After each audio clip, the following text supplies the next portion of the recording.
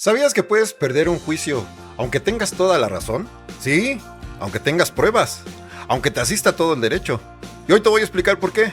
Si alguna vez has dicho, pero si yo tengo la razón, ¿por qué perdí? Este video es para ti. Hoy te explico qué es el derecho procesal y por qué define quién gana y quién pierde.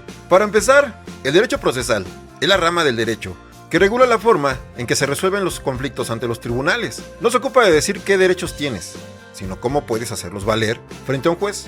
Establece las reglas del juego judicial, cómo se inicia un juicio, quién puede intervenir, qué pruebas se admiten, cuáles son los plazos y cómo se dicta una sentencia.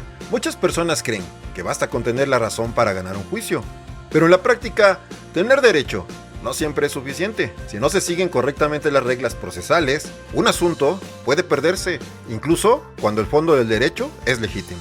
Dime una cosa, ¿alguna vez escuchaste que alguien perdiera un juicio aunque tenía la razón? Muchas personas creen, si tengo la razón, voy a ganar. Y no es cierto. En la práctica jurídica, tener la razón no garantiza ganar un juicio.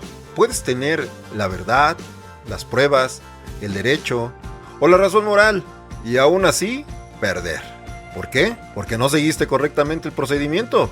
En el derecho existen dos cosas fundamentales: el fondo, que es lo que te corresponde, y la forma, cómo lo reclamas. El derecho procesal controla la forma, y si fallas en la forma, aunque tengas razón en el fondo, el juez no puede ayudarte. Te voy a dar unos ejemplos claros.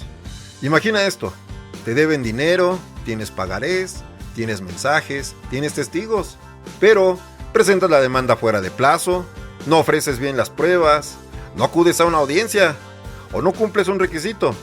Como resultado, pierdes el juicio, no porque no tengas derecho, sino porque no supiste defenderlo legalmente. El derecho procesal es lo que convierte un derecho en una victoria. Sin proceso, no hay justicia. Sin reglas, no hay sentencia. Sin técnica, no hay resultados. Por eso, a veces no basta con tener la razón. Hay que saber litigar, hay que saber proceder y sobre todo, hay que conocer el proceso. En este punto, tenemos que saber cuál es la diferencia entre derecho sustantivo y derecho procesal.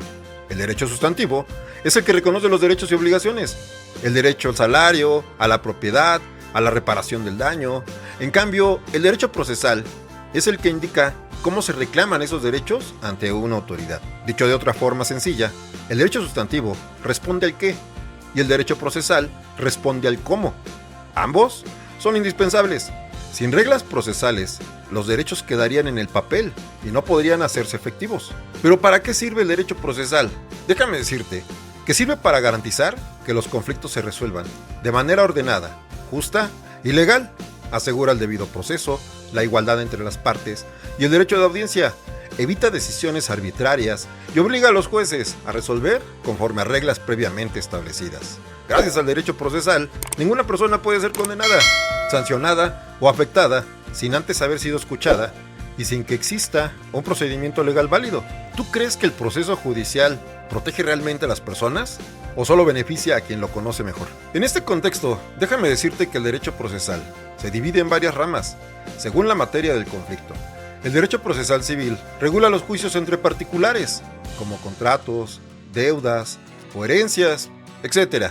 El derecho procesal penal se encarga de los procedimientos relacionados con delitos, garantizando tanto los derechos del imputado como de la víctima. Y el derecho procesal administrativo permite a los ciudadanos defenderse frente a actos de autoridad, como multas o sanciones del Estado. Dime una cosa, ¿en cuál de estos procesos crees que la gente comete más errores? Pero ¿cuáles son los principios del derecho procesal? Este se rige por principios fundamentales, como el debido proceso, el derecho de audiencia, la igualdad procesal, la publicidad del juicio y la economía procesal.